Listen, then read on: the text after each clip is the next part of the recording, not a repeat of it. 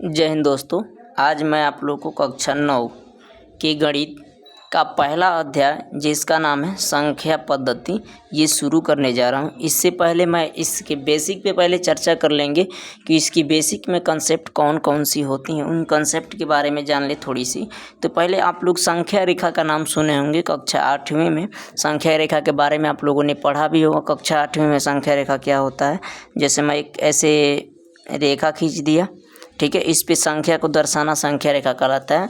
मतलब किसी रेखा पे संख्या को दर्शा दे तो क्या कहलाएगा, संख्या रेखा कहलाएगा। तो इसको हम 0 मान के चलते थे, इसको 1 मानते थे, 2 मानते थे, 3 4 5 डॉट डॉट बहुत आगे तक जाते हैं, -1 -2 -3 -4।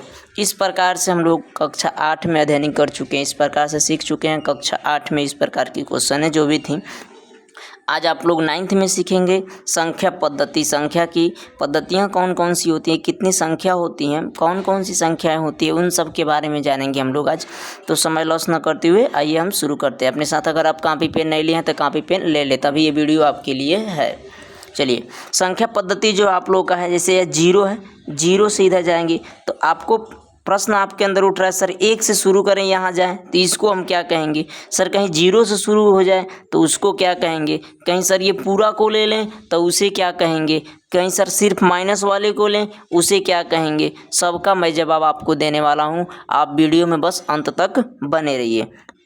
जब आप यहाँ से शुरू करेंगे, 1 से जब आप शुरू करते हैं अनंत तक जाते हैं, 1 से जब शुरू करते हैं अनंत तक जाते हैं, उसको हम प्राकृतिक संख्या के नाम से जानते हैं। उसे हम क्या बोलते हैं, प्राकृतिक संख्या के। अगर वही चीज़ 0 से शुरू हो जाए, 0 1 2 हो जाए तो उसी को हम पूर्ण संख्या के नाम से जानते हैं, ठीक है। पूर्ण संख्या इसमें होता है क्या कि कहीं सम होता है, कहीं विषम होता है, वो भी चीज़ आप लोगों को सिखाएंगे। तो पहले इन संख्या रेखा में इसी संख्या रेखा के बारे में टोटल आज वीडियो पढ़ना, जो भी वीडियो है इसी पे बेस्ड है। जितना भी सिखाया जाएगा इसी के थ्रू सिखाया जाएगा, ठीक है। तो इतनी चीज़ आप लोगों को समझ में आ रही होंगी। ये हो जाएगा ऋण पूर्णांक, ये हो जाएगा धन पूर्णांक। क्या हो जाएगा, धन पूर्णांक। आइए इसको हम सीखते हैं। पहले जानेंगे प्राकृतिक संख्या किसे कहते हैं। तो गिनती की संख्या को प्राकृतिक संख्या कहते हैं। मेरे साथ साथ आप नोट करते रहेंगे। गिनती की संख्या को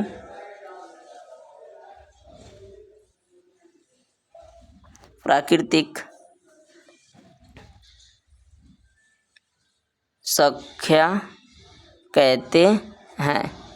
इतनी बात समझ में आ गई। गिनती के संख्या को प्राकृतिक संख्या कहते हैं। गिनती के संख्या जो भी होंगे प्राकृतिक संख्या कहते हैं। एग्जाम्पल में क्या क्या होगा, एग्जाम्पल में 1 2 3 4 5 6 7 dot dot dot dot infinite. ये अनंत का चिन्ह है। किसका चिन्ह है, अनंत का चिन्ह है, ठीक है। तो ये जितने भी जो दिखाई दे रही है आपको, इसको हम क्या बोलते हैं, प्राकृतिक संख्या के नाम से जानते हैं। आपके अंदर अब प्रश्न उठ रहा होगा कि सर सबसे छोटी प्राकृतिक संख्या क्या होगी। तो देखिए सबसे छोटी प्राकृतिक संख्या क्या है, 1 है। सबसे बड़ी प्राकृतिक संख्या क्या होगी, इनफाइनाइट होगी, यानी अनंत होगी। ये चीज़ समझ में आ गया होगा। इसी सम संख्या कि आगे अगर अभी मत सम संख्या कह रहे थे, इसे जो प्राकृतिक संख्या आपका दिया हुआ है, इस प्राकृतिक संख्या के ठीक सामने अगर हम 0 लगा दें उसे हम क्या बोलते हैं, पूर्ण संख्या बोलते हैं। तो आइए हम पूर्ण संख्या का डिफिनीशन पढ़ें। इसे आप याद करते चलिएगा, जो आपके लिए फायदेमंद होगा काफ़ी ज़्यादा आगे क्लास के लिए। पूर्ण इसे n से प्रदर्शित करते हैं हम लोग, ठीक है। इसे n से दिखाते हैं। मतलब जो होता है प्राकृतिक संख्या, इसका सिंबल जो होता है n होता है। मतलब इस सिंबल को हम n से प्रदर्शित करते हैं। आइए अब पूर्ण संख्या के बारे में जानते हैं। तो आप यहाँ पूर्ण संख्या में लिखेंगे प्राकृतिक संख्या के परिवार में, प्राकृतिक संख्या के परिवार में, प्राकृतिक संख्या के परिवार में शून्य को यानी 0 को, शून्य को शामिल करना ही पूर्ण संख्या कहलाता है। पूर्ण संख्या कहलाता है, ठीक है। यानी प्राकृतिक संख्या के परिवार में अगर आप जीरो को शामिल कर लेंगे उसे ही हम क्या कहेंगे, पूर्ण संख्या कहेंगे, उसे ही हम क्या कहेंगे, पूर्ण संख्या के नाम से जानेंगे। अब आइए इसके एग्जाम्पल समझते हैं। इसके एग्जाम्पल के पूर्ण संख्या इसे किससे प्रदर्शित करते हैं, इसका जो सिंबल होता है इसे W से दिखाया जाता है, इसे हम W से दिखाते हैं, ठीक है। होल नंबर इसका इंग्लिश होता है, होल नंबर इसे इंग्लिश में बोलते हैं, इसलिए उसे हम किससे दिखाते हैं, W से दिखाते हैं। मुझे उम्मीद है कि ये आप लोग को समझ में आ रहा होगा। एग्जाम्पल समझते हैं। प्राकृतिक संख्या जो आपका दिया हुआ था, यहाँ पे क्या कर लेते हैं, इसके आगे सिर्फ एक जीरो लगा लेते हैं, क्या हो जाएगा, पूर्ण संख्या के नाम से जाना जाएगा। 0 1 2 3 4 5 dot dot dot dot infinite, ये सब क्या हो जाएगा, पूर्ण संख्या हो जाएगा, इसे हम पूर्ण संख्या बोलेंगे। अब आया आपका क्वेश्चन कि सम संख्या क्या होगा। तो सम संख्या वो होगा जो दो के टेबल में आ जाए, जो दो के पहाड़ा में आ जाए, उसे आप सम संख्या बोलेंगे। तो इसी के अंदर सम संख्या है जो आपकी प्राकृतिक संख्या था। इसमें देखिए 2 यहाँ है, 2 के पहाड़ा में 4 आ जाएगा, 6 आ जाएगा, 8 आ जाएगा, 10 आ जाएगा, 12 आ जाएगा, 13 14 13 कह रहे 14 आ जाएगा, 16 आ जाएगा, 18 आ जाएगा, 20 आ जाएगा, ऐसे ही सब ये 2 के टेबल में। 13 आएगा क्या, 2 के टेबल में नहीं आएगा, इसलिए वो क्या हो जाएगा, वो भी क्वेश्चन है तो वो भी विषम संख्या कहलाएगा। तो हम पहले जानेंगे इवन नंबर क्या होता है। इवन नंबर का मतलब सम संख्या किसे कहते हैं, सम संख्या किसे कहते हैं। तो सम संख्या के यहाँ डिफिनीशन जानेंगे। तो वे संख्या जो दो से पूरी दो से, ये दो लिखने का मतलब समझिएगा, दो से पूरी, दो बार लिखा हूँ, पूरी विभाजित हो जाती है, या पूरी विभाजित हो जाए, पूरी विभाजित हो जाए उसे सम संख्या कहते हैं, उसे सम संख्या कहते हैं। मतलब वे संख्या जो दो से पूरी विभाजित हो जाए उसे हम क्या कहते हैं, सम संख्या कहते हैं। एग्जाम्पल में क्या हो जाएगा इसका एग्जाम्पल, जैसे 2 हो गया, 4 हो गया, 6 हो गया, ठीक है, 8 हो गया, 10 हो गया, ऐसे आप बढ़ते जाएंगे तो आपको मिल जाएगा सम संख्या। ये देखिए जो सम संख्या होता है, इन दोनों के बीच में जो अंतर होता है वो 2 का अंतर होता है। क्रम वाइज जो चलेंगे, सम संख्या के क्रम, 2 क्रम वाले सम संख्या उठाइए, उन दोनों के बीच का जो अंतर होगा वो 2 ही होगा। जैसे 2 और 4 के बीच का अंतर देखिए तो 2 होगा, 6 और 8 के बीच का अंतर देखिए तो 2 होगा, 8 और 10 के बीच का अंतर देखिए तो 8, मतलब क्रम वाइज 2। पूछ देगा क्वेश्चन कभी आप लोगों से कि दो क्रम वाले हम सम संख्या ले लें, अगर उसकी अंतर देखें तो क्या होगी, तो उसकी अंतर क्या होगी, 2 होगी। इसमें कह दिया जाए 2 क्रम वाले पूर्ण संख्या ले लें और उसका अंतर चेक करें तो क्या होगी, तो 1 होगी उसका अंतर। देखो कैसे, इसका अंतर कैसे 1 होगा, तो क्रम वाले 1 और 2 ले लो, तो 2 में से 1 माइनस करोगे तो 1 ना होगा। तो क्रम वाले 2 3 ले लो, 3 में से 2 निकालेंगे तो 1 ही ना होगा। 3 और 4 ले लीजिए आप क्रम वाला, तो 4 में से 3 निकालेंगे तो कितना होगा, 1 ही ना होगा। वही सेम, वही इसमें भी अगर पूछ दिया जाए क्रम वाले यानी क्रमागत, मतलब क्रम वाइज चल रहे हैं हम प्राकृतिक संख्या को लेकर के, उनके बीच का अंतर क्या होगा, 1 1 का अंतर होगा, जो इसके बीच का अंतर होगा। सम संख्या का अंतर क्या होगा, 2 2 का अंतर होगा। अब आइए विषम संख्या के बारे में जानते हैं, विषम संख्या किसे कहते हैं, विषम संख्या क्या होती है। तो विषम संख्या आप लिखेंगे वे संख्या जो 2 से न कटे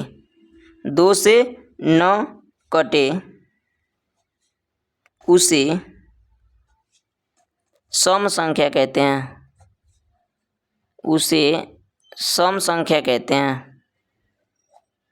मुझे उम्मीद है कि आप लोगों को समझ में आ रहा होगा। वीडियो में बस अंत तक बने रहिए।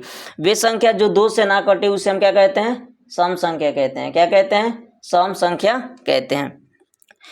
जो 2 से ना कटे उसे विषम संख्या कहते हैं, ठीक है। चलिए ओड नंबर जो आ गया आपका एग्जाम्पल में क्या आएगा, 3 आ गया, 1 भी आपका विषम संख्या, 1 3 5 7 9 11 13 dot dot dot dot infinite, ये सब क्या है, विषम संख्या है। अब सम संख्या के अंदर से आपको सम संख्या और विषम संख्या दोनों के बीच में से निकालेंगे क्या, भाज्य संख्या और अभाज्य संख्या। कंपोजिट नंबर क्या होती है यानी भाज्य संख्या क्या होती है, इसी में से सीखेंगे। तो इसमें जो भाज्य संख्या का परिभाषा लिखेंगे, वे संख्या जो अन्य संख्याओं से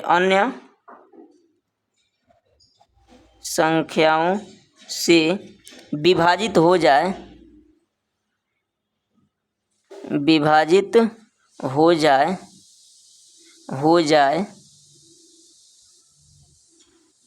उसे क्या कहेंगे? भाज्य संख्या कहेंगे। उसे भाज्य संख्या कहते हैं। कंपोजिट नंबर होता है वो, ठीक है। तो इसमें क्या होगा? बशर्ते क्या होगा? स्वयं और एक को छोड़ करके, बशर्ते क्या होगा? स्वयं और एक को छोड़ करके किसी अन्य के टेबल में आ जाए, किसी अन्य के पहाड़ा में आ जाए, वो क्या हो जाएगा? भाज्य संख्या हो जाएगा।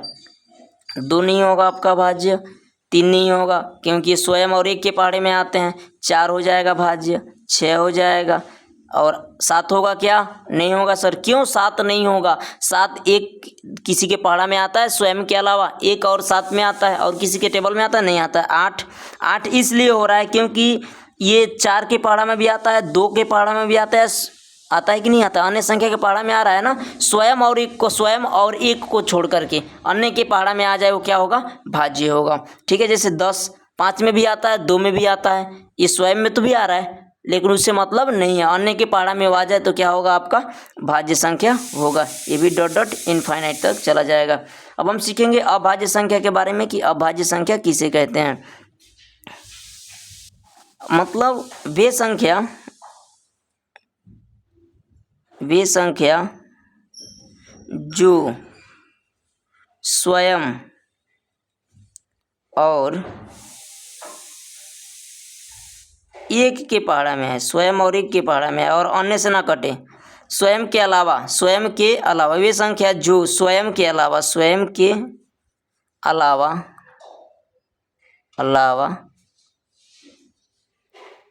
अन्य संख्या से न कटे, उसे अभाज्य संख्या कहते हैं। अभाज्य संख्या कहते हैं। मतलब ये जो होगा स्वयं के अलावा अन्य से नहीं कटेगा। मतलब क्या? तो वे संख्या जो स्वयं के अलावा अन्य से क्या हो? न कटे, अन्य संख्या से न कटे, उसे क्या बोलेंगे? हम अभाज्य संख्या बोलेंगे। उसे हम क्या बोलेंगे? अभाज्य संख्या। देखिए ये स्वयं के अलावा अन्य से नहीं कटेगा। क्यों? इसके एक और डिफिनेशन है, एक और तरीके से लिख सकते हैं। वे संख्या जिसका केवल 2 ही गुणनखंड हो, वो भी क्या हो जाएगा? आपका अभाज्य संख्या कहलाएगा। जैसे में आ जाएगा 2 3 5 7 11 13 dot dot dot dot infinite, अनंत तक चले जाइए।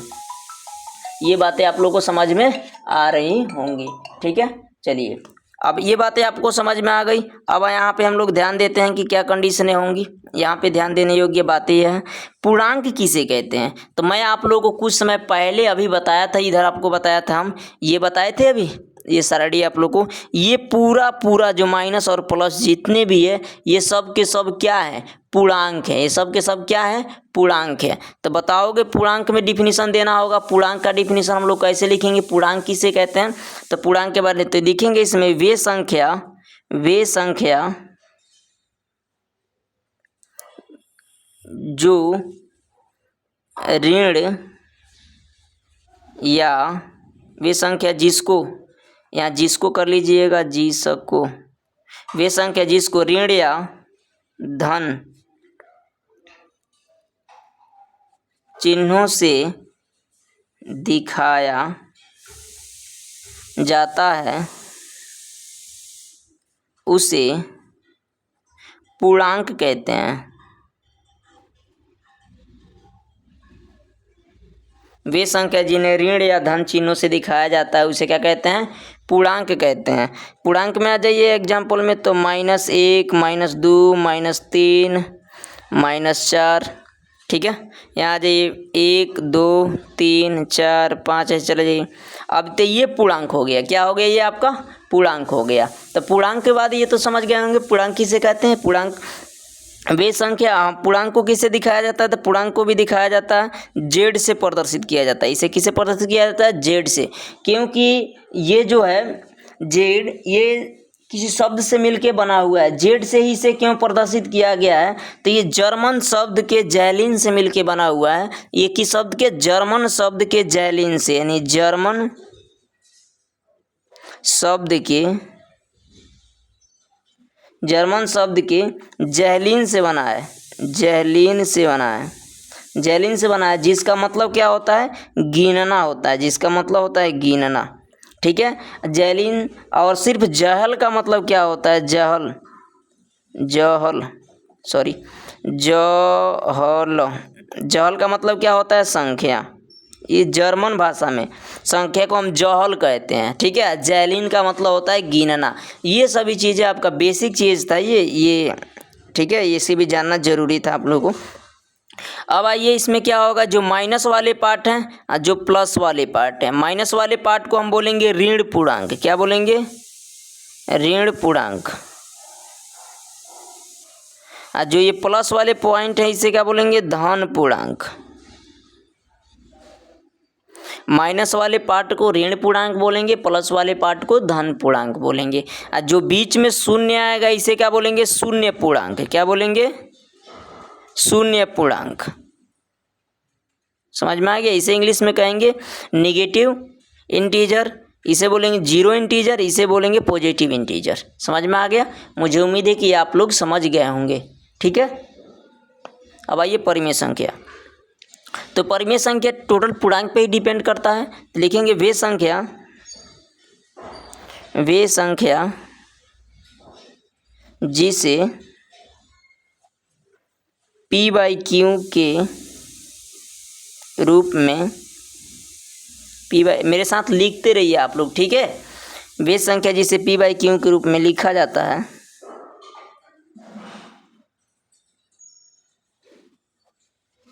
जबकि P और Q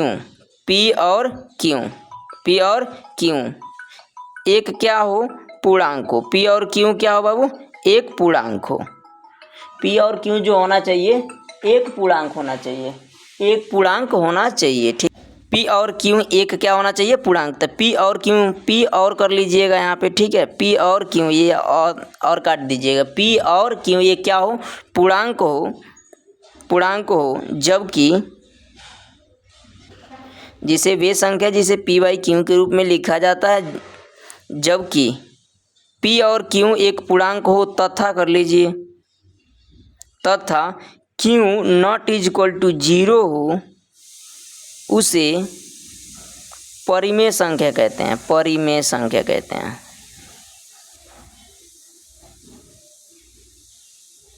आपको ये बात समझ में नहीं आएंगी, कोई दिक्कत नहीं, समझा रहा हूँ। P और Q एक पूर्णांक होना चाहिए। पूर्णांक का मतलब इसमें से माइनस प्लस वाले कोई हो जाना चाहिए। लेकिन जो आपका हर होगा, नीचे वाला जो भी परिमेय संख्या आप लेंगे, उसका हर कभी 0 नहीं होना चाहिए, 0 के बराबर नहीं होना चाहिए, 0 के नहीं होना चाहिए बराबर, 0 के नहीं होना चाहिए बराबर। मतलब 0 के बराबर Q का वैल्यू कभी नहीं होगा। इसके कहने का मतलब है कि कोई भी आप संख्या ले, इसे 5/4 लें, 6/3 लें, तो नीचे वाला कभी 0 नहीं होना चाहिए, अर्थात वो परिमेय संख्या नहीं कहलाएगा, इसके ठीक अपोजिट आप लिख दीजिएगा इसमें, अपरिमेय संख्या में। अपरिमेय संख्या किसे लिखेंगे, वे संख्या जिसे P/Q के रूप में नहीं लिखा जा सकता है, उसे हम क्या कहते हैं, अपरिमेय संख्या कहते हैं। ठीक है, ये P/Q के रूप में मिलता है, लेकिन ये भी निश्चित नहीं होता है कि ये दोनों पूर्णांक ही होंगे, अपूर्णांक भी हो सकता है। ठीक है, वैसे भी लिख सकते हैं, नहीं हो सकता है जबकि P और Q एक पूर्णांक हो। क्या हो, एक पूर्णांक न हो, तो इसमें पूर्णांक ना मिलेगा। इसमें एग्जाम्पल क्या आ जाएगा, जैसे √3 आ गया, ठीक है, √5 आ गया, √7 आ गया, etc। ये सब पूर्णांक का परिभाषा इस प्रकार से लिख पाएंगे आप लोग। मुझे उम्मीद है कि ये आप लोग समझ गए होंगे। थोड़ी सी मैं कुछ क्वेश्चन आप लोगों से पूछना चाहूँगा। कौन कौन से क्वेश्चन, थोड़ी सी आप लोग चर्चा कीजिए, मेरे साथ चर्चा करेंगे तो आप लोग के लिए काफ़ी ज़्यादा बेहतर होगा और पढ़ने में मज़ा भी आएगा। अब मान के चलिए हम लिख दे 0, 1, 2, 3, 4, 5 ... इतना तक कर दें। ठीक है, ये ना समझिएगा इसका है, ये अलग है। ठीक है। तो इसका अगर हम ऐसे लिख दे रहे हैं, ऐसे लिख रहे हैं, ऐसे लिखने का मतलब क्या हो रहा है, ऐसे जैसे हम लिखे हैं इस प्रकार से 0 1 2 3 4 5, इसमें कह रहा है क्या सभी, ये तो पूरा पूर्णांक हो गया, पूर्णांक कह रहे हैं पूर्ण संख्या हो गया, ये पूरा किसका हो गया, पूर्ण संख्या का उदाहरण हो गया। तो इसके कहने का मतलब है कि क्या सभी पूर्ण संख्या प्राकृतिक संख्या होंगी, ये सभी पूर्ण संख्या प्राकृतिक संख्या होगी, या सभी, ये बताइए सभी पूर्ण संख्या प्राकृतिक संख्या हो सकती है, सभी पूर्ण संख्या प्राकृतिक संख्या हो सकती हैं, लेकिन क्या सभी प्राकृतिक संख्या पूर्ण संख्या होगा, मतलब प्राकृतिक संख्या में सोचें कि हम पूर्ण संख्या ढूंढ लें तो मिलेगा, नहीं मिलेगा, जीरो नहीं रहेगा, चूंकि पूर्ण संख्या में जीरो को छोड़ देते हैं, सभी के सभी क्या हैं, प्राकृतिक संख्या है। तो ये कथन सत्य होगा, सभी पूर्ण संख्या प्राकृतिक संख्या होती हैं, ये आपका कथन सत्य है। अगर आप मेरे चैनल पे पहली बार आए हैं तो चैनल को सब्सक्राइब कर लें और बेल आइकन को प्रेस करना ना भूलें, क्योंकि बेल आइकन को प्रेस करेंगे तो मेरे जाने वाली वीडियो का हर एक नोटिफिकेशन आपके पास पहुंच जाएगा, ठीक है। और आप अपने दोस्तों में शेयर कीजिए, इस पे वीडियो रेगुलर अपलोड होते हैं, कक्षा 9 10 11 12 के लिए सभी विषयों के लिए वीडियो अपलोड होते आते हैं, जो काफ़ी ज़्यादा नोट्स के साथ होते हैं। अगर आपको नोट्स चाहिए इस चैप्टर की तो आप नोट्स के लिए 7522823798 पे व्हाट्सअप कर सकते हैं। नोट्स जो है फ्री ऑफ कॉस्ट है, इसकी कोई कीमत नहीं है, आपको फ्री पढ़ाया जा रहा है, आपके लिए मैं मेहनत कर रहा हूँ। तो अब मुझे आप लोगों से एक ही उम्मीद चाहिए, आप लाइक कीजिए, क्योंकि आपका लाइक ही मेरा मोटिवेशन है। आप लाइक करेंगे तभी तो मेरे अंदर एक आग जन्मेगी तो मैं और बेहतर आप लोगों को पढ़ाने का प्रयास करूँगा। Okay, thank you.